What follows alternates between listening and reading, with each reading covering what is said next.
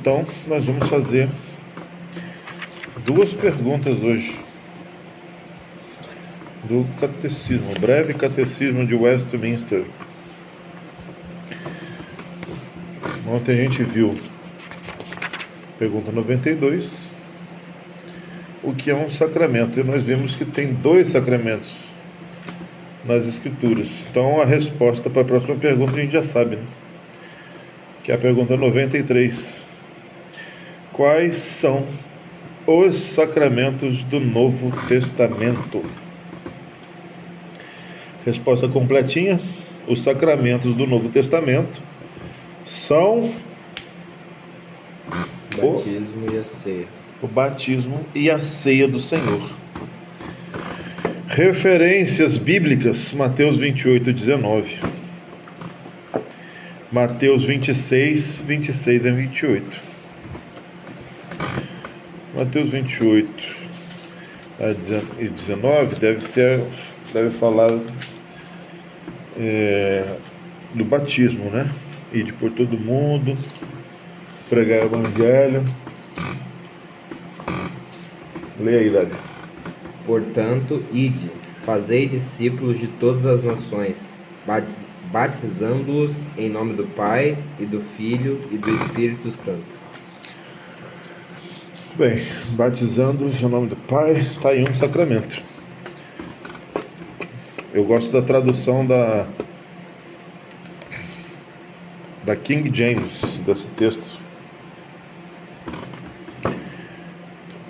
porque me parece que ele traz a força do id. O id não é só para discipular pessoas, mas é para discipular nações inteiras, batizando-as em nome do Pai, do Filho e do Espírito Santo. Dá uma ideia muito, muito maior do que pegar um gato pingado aqui e ali de pessoas entre as nações. Mas é para ir e discipular as nações e batizar as nações.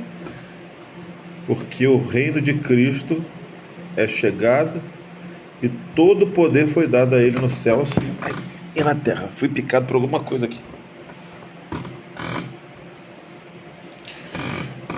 Formiguinhas? Certo?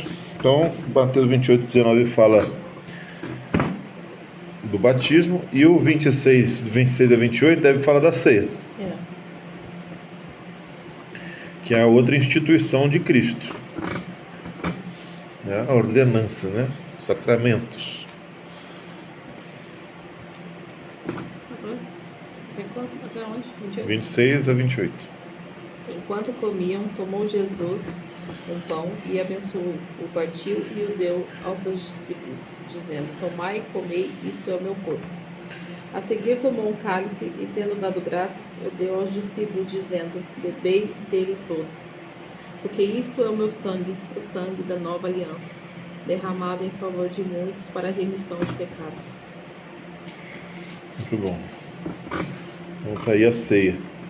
Tem outra referência aqui, Gênesis 17, 24 e 27 e Êxodo 12, 22 a 27. O que vocês acham que fala? Gênesis 17. O que você acha que fala? A gente está falando de sacramentos. Da aliança que Deus queria fazer com Abraão. É isso. Abraão. Aliás, a gente leu ontem, eu acho, né? Minha mãe leu, Gênesis 17. Fala da circuncisão, né? Na aliança que Deus fez com Abraão, o sinal era a circuncisão. Por que ele coloca essa referência aqui, nessa pergunta? Porque o batismo ele veio para não circuncidar externamente, mas internamente. Ele faz a comparação, né? No antigo era circuncisão, no novo batismo. E Êxodo 12. No antigo era o quê? A Páscoa. A Páscoa. No Novo Testamento a ceia. São os dois sacramentos. Tanto no Antigo quanto no Novo são 2 sacramentos. Isso daí é Bíblia, né? Que quiseram acrescentar depois com um monte de tradições humanas, fizeram por conta própria. Perguntas. Quais eram os sacramentos do Antigo Testamento? A circuncisão e a Páscoa. Isso que eu vou te falar. Quando foi a circuncisão instituída pela primeira vez e qual o sentido espiritual? Resposta. Foi instituída no 99º ano de vida de Abraão. Naquela ocasião, ele e todos os homens de sua casa foram circuncidados. Qual o sentido espiritual? O sentido espiritual da circuncisão é que significava a impureza e corrupção da natureza, a necessidade da regeneração e o de ser implantado em Cristo, a fim de participar dos benefícios de sua mediação, juntamente com uma promessa solene de pertencer ao Senhor. Certo? O que foi a Páscoa e quando foi instituída? A Páscoa foi instituída quando? Perto da saída dos hebreus Do Egito. Isso aí. Foi chamada de Páscoa em referência ao fato de o anjo ter passado por cima. É exatamente isso que significa a palavra, acho que é Pessah em hebraico. Páscoa. Passagem. O anjo passou por cima das casas dos hebreus e não os feriu, como feriu os egípcios.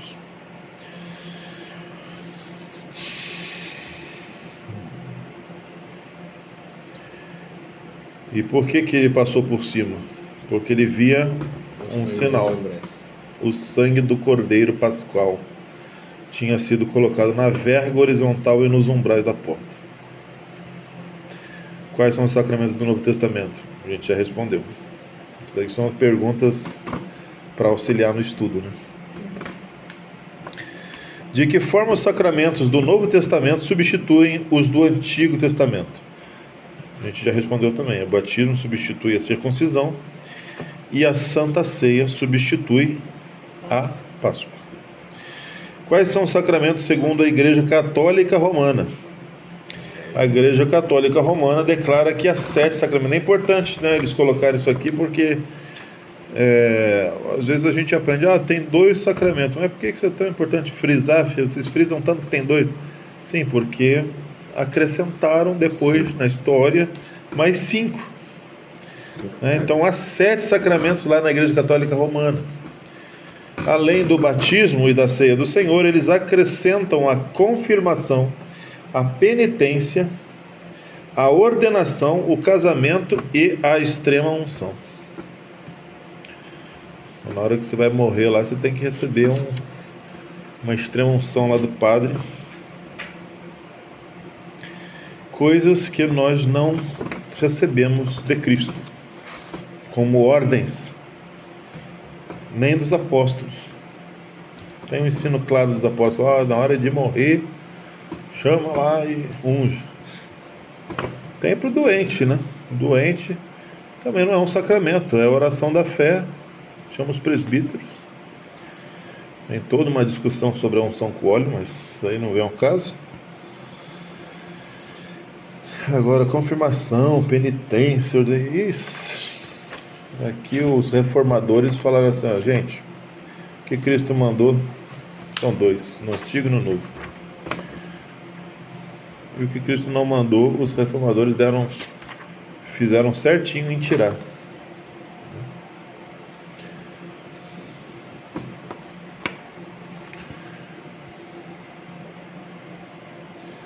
Eu vou ler esse texto aqui, acho que tá bom, né? Vou ler esse texto aqui. Insígnias de membro. Há muitos membros na igreja de hoje que não conseguem entender porque certos crentes insistem em dar ênfase ao batismo e à Santa Ceia. Pode-se ouvir o clamor dos críticos repetidas vezes. Não gostamos de ouvir o termo sacramento, porque soa muito como se fosse a Igreja Católica Romana. Ou então, Não sentimos que devemos dar qualquer importância aos sacramentos, porque quem é importante é Cristo. Nem preciso que se diga que esses críticos dos sacramentos não estão bem versados nos padrões de Westminster, porque os padrões enfatizam bem os sacramentos. Então, às vezes, no nosso país, a gente tem uma cultura romana, né? Nós somos colonizados por católicos romanos, essa tradição, né? Essa cultura católica romana veio para o Brasil. Então, se você usa os termos que eles usam, o pessoal já pensa que a gente é católico. Você fala assim, catecismo. Ai, você é católico? Catequese. O pessoal já acha que é coisa de católico. E não é. Batismo de criança. Batismo de criança. É coisa de católico. Claro que é coisa de católico. Muita coisa é coisa de católico mesmo. Nós somos católicos. Nós cremos que a igreja é una, né? Universal. O Senhor conhece o seu povo. Nós não somos um gato pingado num canto isolado. Nós somos pertencentes à igreja católica. Agora, a igreja romana adicionou muitas coisas que nós não admitimos como escriturístico.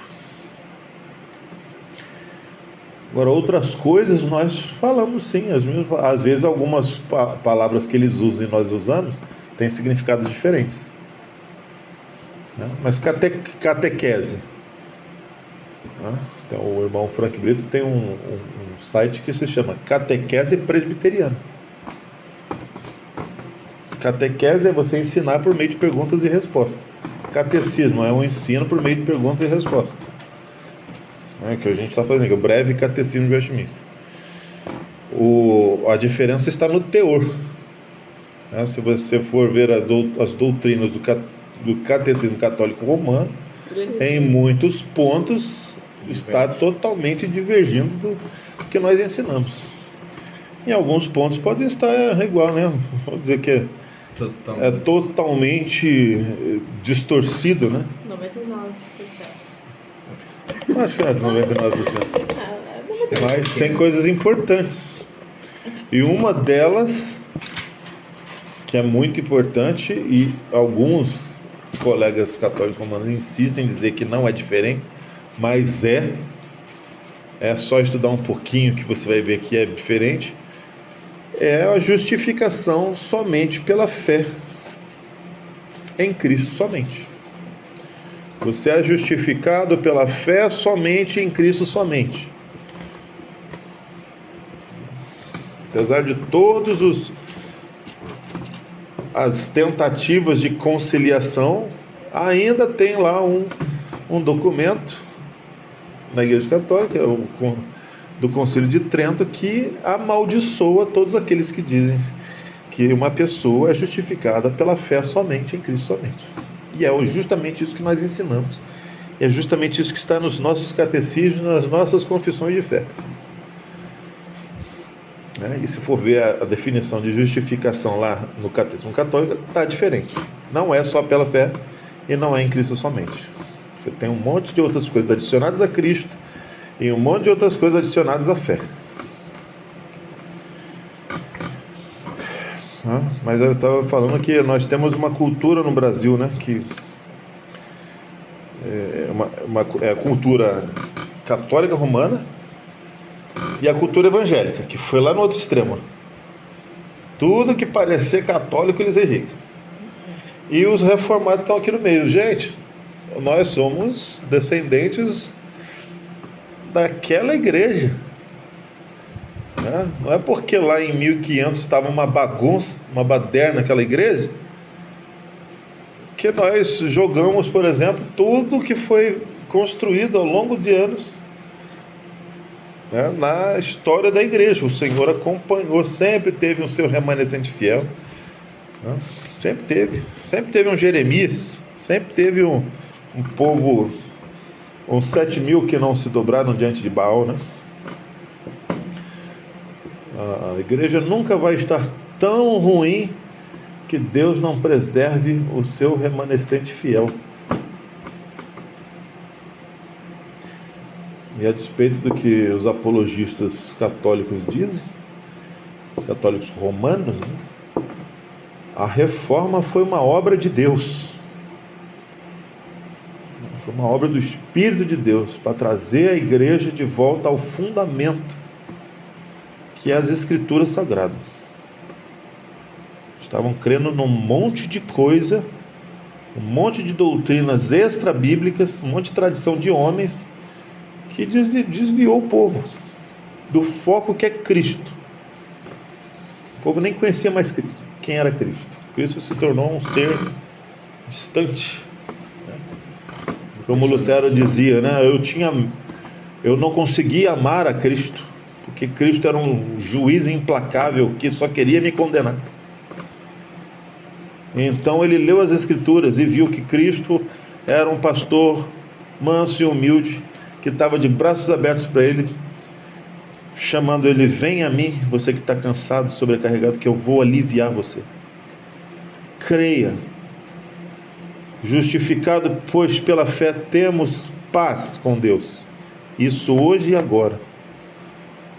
Nós somos justificados hoje e agora pela fé em Cristo Jesus. E baseado nisso nós temos paz com Deus. Os portões do céu se abriram para ele.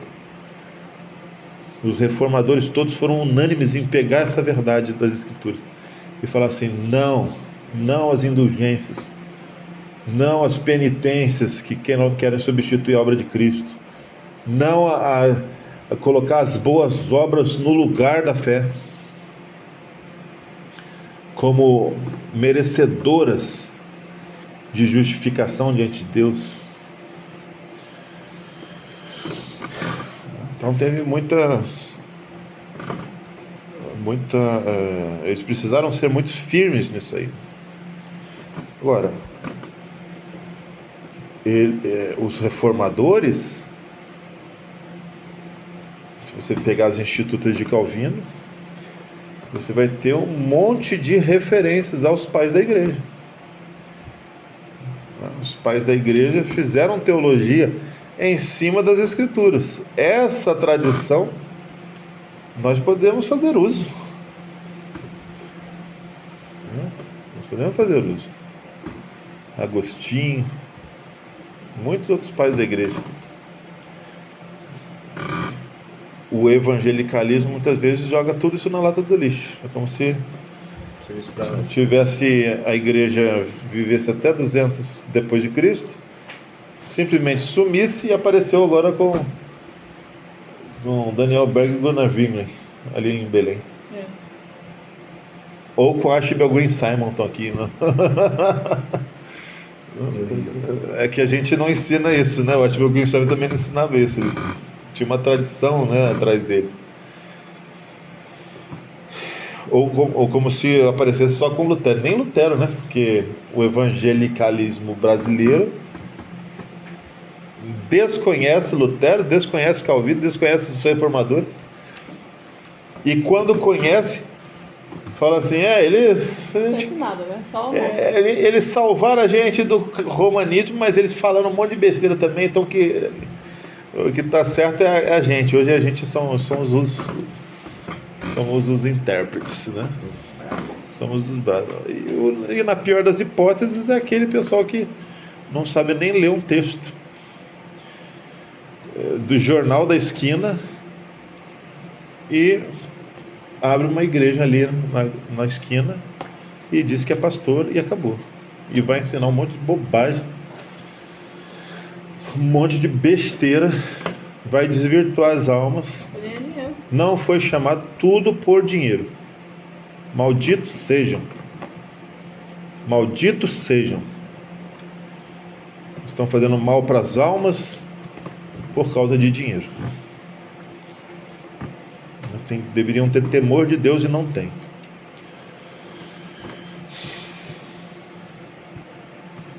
A igreja verdadeira, que foi formada por Deus em comunidades exteriores visíveis, deve ter certas insígnias divinamente instituídas para identificar quem pertence a ela. Essas insígnias são os sacramentos. São insígnias que servem para marcar, para distinguir a verdadeira igreja. Essa é a razão pela qual devemos enfatizar os sacramentos. Então, o que são os elementos de uma igreja fiel? Calvino falava. São 3. Verdade. Pregação fiel da palavra de Deus, exposição fiel das Escrituras, administração fiel dos sacramentos e disciplina bíblica. Tem que ter disciplina na igreja. Os irmãos estão vivendo em pecado e ninguém faz nada. Não é uma igreja fiel. Eles fazem pouco caso dos sacramentos, do batismo e da ceia. Não é uma igreja fiel. Eles fazem sacramentos, eles têm disciplina, mas prega tudo errado a Bíblia. É quase impossível, né? Se pegam tudo errado a Bíblia, ter disciplina nesse sacramento. 3 marcas de uma igreja fiel. Pregação fiel das Escrituras. Por quê? Porque o fundamento da igreja é o fundamento dos apóstolos e dos profetas. Onde está o fundamento dos apóstolos e dos profetas? Está na Confissão de Westminster? Só de maneira secundária, né? Está nas Escrituras. Vai estar aqui se for fiel às Escrituras. Está na pregação do meu pastor, se ele interpretar fielmente as Escrituras. Se alguém chegar lá com a Bíblia, né, em qualquer pastor, qualquer pregador, fala assim: irmão, você errou na exposição. O texto diz isso, se provar nas Escrituras que está errado, está errado. Quem tem autoridade ex cátedra, né, como o Papa, para falar que bem que quiser. Se o Papa quiser acertar alguma coisa, que ele seja fiel às Escrituras, aos apóstolos. Está ok, pode ser até o Papa falando. Está fiel às Escrituras? Amém.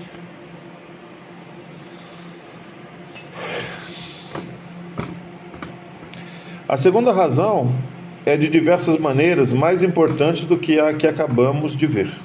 Somos ensinados nos padrões de Westminster que a igreja e o reino de Deus se baseiam num pacto. A confissão no capítulo 7 fala disso. Confissão de fé.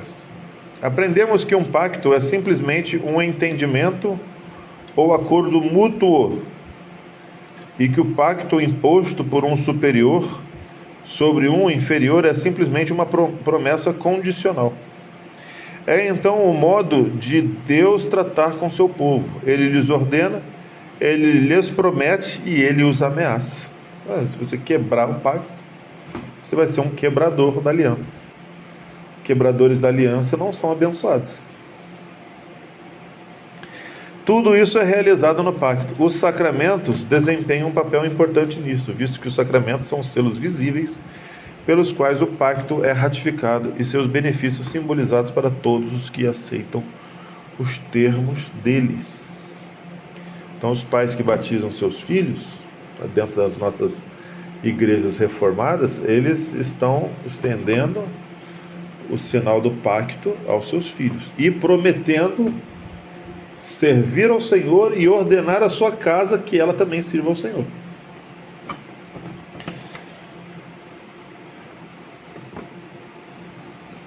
São termos que pesam principalmente sobre o chefe da família.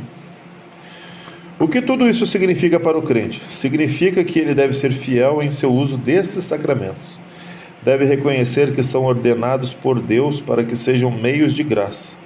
Não os únicos meios, mas meios divinamente constituídos. Ele deve saber que o uso que ele faz desses meios é uma obrigação que Deus lhe impõe.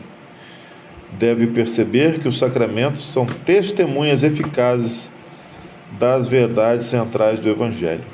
Que Deus nos ajude a fazer uso dessas insígnias de membro e a usá-las de maneira fiel, tudo para a glória de Deus. Amém.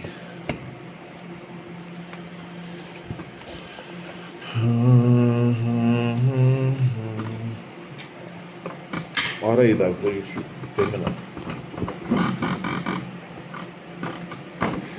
Senhor, Pai querido, muito obrigado, Senhor, por mais esse dia, Pai, que o Senhor nos deu, Pai, estamos na Sua presença, Pai, glorificando ao Senhor cada vez mais, Senhor, cada dia, Pai. Muito obrigado, Senhor, pelas batidas do nosso coração, Pai, por podermos respirar esse ar puro, Senhor. Muito obrigado pelo alimento, Senhor, por tudo que o Senhor tem dado para abençoar nossas vidas, ó Pai. Muito obrigado por esse momento que tivemos para te dar graças e glorificar o Seu nome, Senhor, estudando um pouco mais da Sua palavra, Senhor, e continue nos abençoar, Pai. Nos dê uma boa noite, Senhor, que possamos descansar para restaurarmos as nossas forças para o dia de amanhã. Em nome de Jesus nós oramos. Amém. Amém.